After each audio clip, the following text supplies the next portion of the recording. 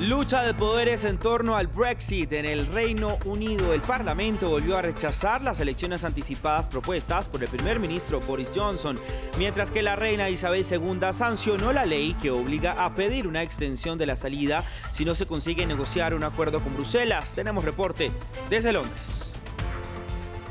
México y Estados Unidos revisan por segunda vez el pacto de hace 3 meses que ayudaría a frenar la migración irregular hacia la Unión Americana. Este acuerdo logró evitar la amenaza arancelaria del presidente estadounidense Donald Trump sobre las importaciones del país azteca. El canciller venezolano Jorge Arreaza anunció que llevará a Naciones Unidas la prueba de que los ataques contra su país están liderados por Colombia. Entre tanto, el consejero presidencial de Derechos Humanos y Asuntos Internacionales colombiano afirmó que su país está en alerta máxima ante los ejercicios militares que inicia hoy Venezuela en la frontera común. Muy buen día, bienvenidos a las noticias en France 24. Soy Raúl Blanco, un gusto saludarlos. Comenzamos este informativo.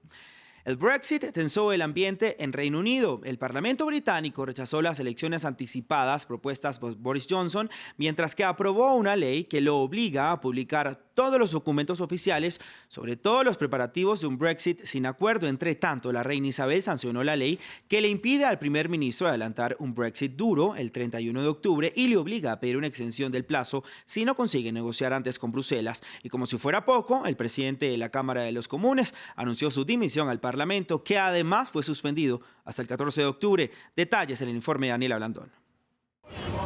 El Brexit fue una vez más el protagonista de un agitado lunes en el Parlamento británico. En un nuevo revés para el gobierno, los diputados frustraron los planes de Boris Johnson de adelantar las elecciones legislativas para el 15 de octubre, con lo que pretendía lograr la mayoría parlamentaria para concretar el Brexit el 31 de octubre. La decisión le deja pocas opciones. Este gobierno seguirá presionando para negociar un acuerdo.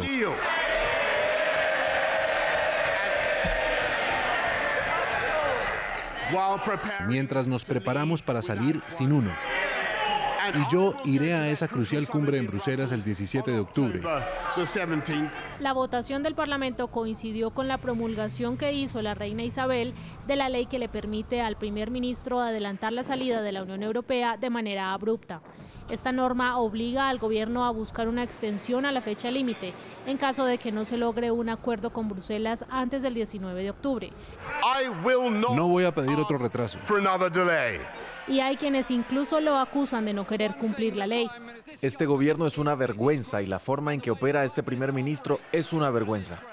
Los legisladores también aprobaron exigirle al gobierno la publicación de documentos relacionados con la llamada Operación Yellowhammer, es decir, los planes del gobierno ante una eventual salida de la Unión Europea sin acuerdo. La sesión parlamentaria contó además con un sorpresivo anuncio.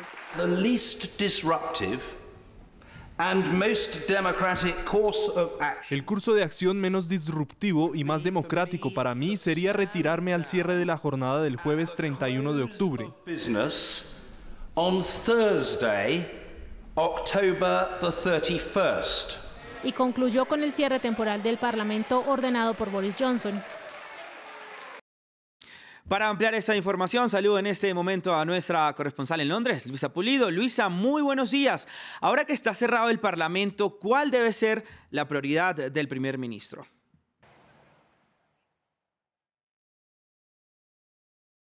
El Parlamento, la Cámara de los Comunes, cumple sus primeras horas cerrado. Lo estará hasta el próximo 14 de octubre, cuando la reina Isabel dé un discurso con las prioridades del gobierno para el nuevo año legislativo. Eso, como les digo, será el 14 de octubre. La prioridad del primer ministro es la misma por la que fue elegido hace 8 semanas, concretar la salida del Reino Unido de la Unión Europea. La pregunta es el cómo. El Parlamento y en general en el país lo que se espera es una salida o que se termine esta relación de más de 50 años con la Unión Europea de una manera negociada, que evite una crisis económica tanto en el Reino Unido como en los países europeos, y eso es lo que se espera. Entonces, el primer ministro ha estado desde hoy reunido con su gabinete para tratar de encontrar esa solución. Tiene por ley que encontrar un acuerdo con la Unión Europea. De lo contrario, si para el 19 de octubre no lo ha hecho, tendrá que regresar a la cumbre de los líderes de la Unión Europea para pedir una extensión que podría ser hasta enero. Boris Johnson ha dicho no lo haré. Lo cierto es que hay que esperar porque no hay tanta certeza de que el primer ministro pueda desconocer una ley que ha sido aprobada a marchas forzadas por el Parlamento para evitar un descalabro en la economía en este país. Ahora, Luisa, pero le pregunto qué pasará en Reino Unido, porque a mes y medio del Brexit continúa el caos y no hay una solución a la vista.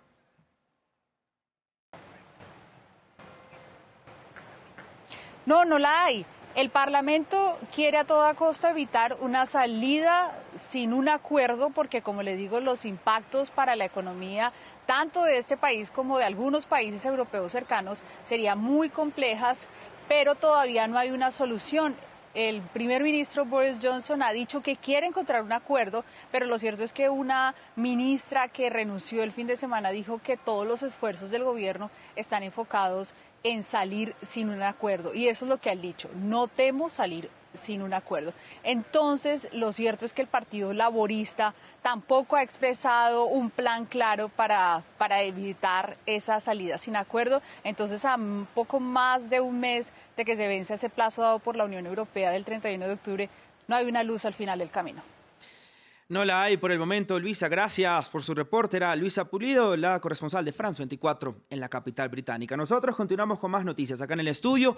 El vicepresidente estadounidense Mike Pence y su secretario de Asuntos Exteriores de México, Marcelo Ebrard, se reunirán hoy para discutir el futuro de su cooperación en el control de fronteras. Esta reunión viene precedida tras la caída de llegadas de migrantes ilegales a la frontera durante agosto. Las autoridades estadounidenses dicen que esto es resultado de la cooperación con México. En junio, el país azteca llegó a un acuerdo con Estados Unidos para detener el flujo de migrantes de América Central, después de que Donald Trump amenazó con imponer aranceles. Veamos el informe. La administración Trump celebra una nueva victoria en el control migratorio. Las autoridades migratorias de Estados Unidos aseguran que el número de migrantes detenidos cayó por tercer mes consecutivo en agosto. Bajó un 22% respecto a julio y un 56% respecto a mayo.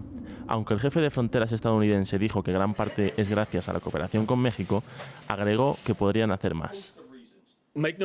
No se equivoquen, México reforzó de una forma sin precedentes la manera de ser socios y ver esto como una crisis regional. Pero como he dicho, necesitamos que hagan más. Hay diferentes áreas específicas que abordaremos. Continuamos hablando con ellos para que hagan más. El secretario de Asuntos Exteriores mexicano, Marcelo Ebrard, también calificó la estrategia como un éxito y agregó que México no tiene planes de cambiar. Pero la cooperación puede terminar ahí. Este lunes, Ebrard dijo que no hará caso a las advertencias de Estados Unidos para que México se convierta en tercer país seguro. Un estatus que haría que los centroamericanos que pidan asilo tengan que hacerlo en México en vez de Estados Unidos. Acabo de escuchar declaraciones del encargado del control de fronteras y reitero frente a las presiones, México no es ni aceptará ser tercer país seguro. Tenemos mandato en ese sentido del presidente de la República y el consenso en el Senado de todas las fuerzas políticas. No lo aceptaremos. La administración Trump todavía enfrenta retos respecto a su política migratoria dentro de sus fronteras también. El lunes, un juzgado de California emitió una orden a nivel nacional contra un intento de evitar que los migrantes centroamericanos soliciten asilo en Estados Unidos. Y es que, entre tanto, miles de migrantes centroamericanos que huyeron de sus países, especialmente de Honduras, Guatemala y El Salvador, están actualmente recluidos en centros de detención en Estados Unidos a la espera de obtener asilo político. Mientras que algunos lograron esperar bajo libertad condicional, otros son acogidos en casas de estadounidenses que decidieron ayudarlos. Veamos el informe que ha preparado Andrea Maya. Son pocas las personas en Estados Unidos que abren las puertas de sus casas a los migrantes centroamericanos. Inspirada por el activismo de su madre, Paula decidió brindarle un hogar a Darwin, un hondureño de 36 años que emigró de su país y estuvo recluido durante 6 meses en un centro de detención en California, mientras su situación legal se resuelve. Psicológicamente sale destrozado. Yo vengo de mi país, donde he sido torturado 3 veces y cargo un trauma de más de 14 años y vengo escapando de todo eso. Darwin y Paula se conocieron en la frontera entre Estados Unidos y México cuando ella era voluntaria de organizaciones locales.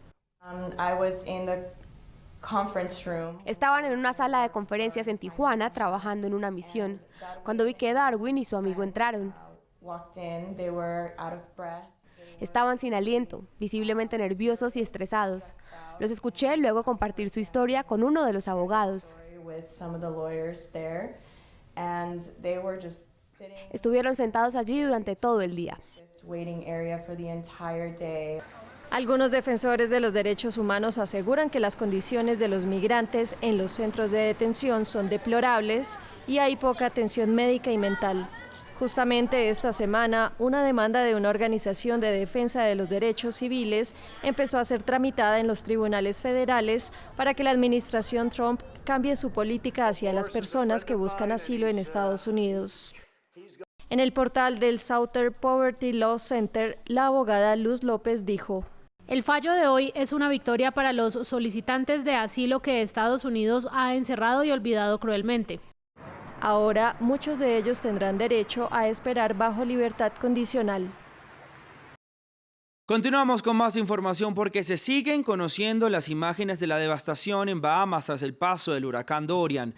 El primer ministro Hubert Minnis afirmó que se establecerá un día de duelo nacional por las víctimas mortales, cuya cifra oficial actualmente es de 45. Minnis indicó que los fallecidos deben ser llorados como es debido y reiteró su más sincero pésame a las familias de las víctimas. Según las autoridades, la cifra de muertos podría aumentar a medida que se realizan las labores de limpieza en las zonas más afectadas. Y hoy martes, Venezuela comienza 19 días de ejercicios militares en la frontera con Colombia. Son unas maniobras que empiezan con más tensión después de que el presidente Nicolás Maduro denunciara que desde Bogotá han intentado sabotear su sistema de defensa y que han llegado a intentar reclutar militares venezolanos. Nos lo cuenta Juan Pupiales. 2.219 kilómetros de frontera comparten Colombia y Venezuela. Es una zona que desde este martes tiene una atención particular de la mano de unos ejercicios militares que incluyen el despliegue de un sistema de misiles. Venezuela dice estar en alerta, mientras Colombia acusa al gobierno de Caracas de dar refugio a disidentes de la exguerrilla de las FARC. El presidente Nicolás Maduro denuncia ahora un plan de Bogotá para atacar su sistema de defensa. Los últimos 3 meses se ha intentado desde la inteligencia del gobierno colombiano captar suboficiales y oficiales venezolanos para afectar el sistema de radares, el sistema de defensa aérea y sus aviones, el sistema de defensa antiaérea y el sistema misilístico venezolano. No es la primera vez que Venezuela denuncia un ataque desde Colombia, pero esta vez el canciller Jorge Arreaza aseguró que llevarán las pruebas de estas presuntas agresiones ante las Naciones Unidas. Por su parte, el canciller de Colombia se refirió al comienzo de las maniobras militares y aseguró que su país no quiere un conflicto, pero no bajan los brazos. Colombia siempre está preparada, las autoridades están listas, están atentas, no se dejan provocar, pero conocen perfectamente cuáles son sus deberes, sus competencias y sus obligaciones. Venezuela se prepara desde la semana pasada para el comienzo de sus ejercicios. Aseguran que ya han desplegado 3.000 militares en la frontera como antesala de las maniobras. Corea del Norte realizó un nuevo lanzamiento de proyectiles desde el oeste del país, informaron fuentes oficiales surcoreanas que confirmaron que se trató de misiles de corto alcance. El nuevo lanzamiento se produce en medio de informes que dan cuenta de la disposición de Pyongyang a reanudar sus negociaciones con el gobierno del presidente de Estados Unidos, Donald Trump, para buscar la desnuclearización de la península. Previo a esta noticia, Trump afirmó que el diálogo es siempre bienvenido y que verá qué sucede de ahora en adelante. Cientos de musulmanes chiitas en el mundo conmemoran hoy el Día de la Ashura en Irak. Lo hacen en las ciudades de Karbala y Bagdad. De una manera muy particular, se golpean sus cráneos con espadas hasta cubrir sus rostros de sangre para honrar el martirio del imán Hosseini, nieto del profeta Mahoma. En esta jornada de recuerdo, de duelo y reflexión, hombres y niños marchan con pancartas por las calles, mientras que se flagelan en medio de los espectadores. El imán Hussein murió en la batalla de Karbala en el año 680 después de Cristo, asesinado y decapitado por sus enemigos. Con estas imágenes despedimos así este informativo de France 24. Que tenga usted un muy buen día.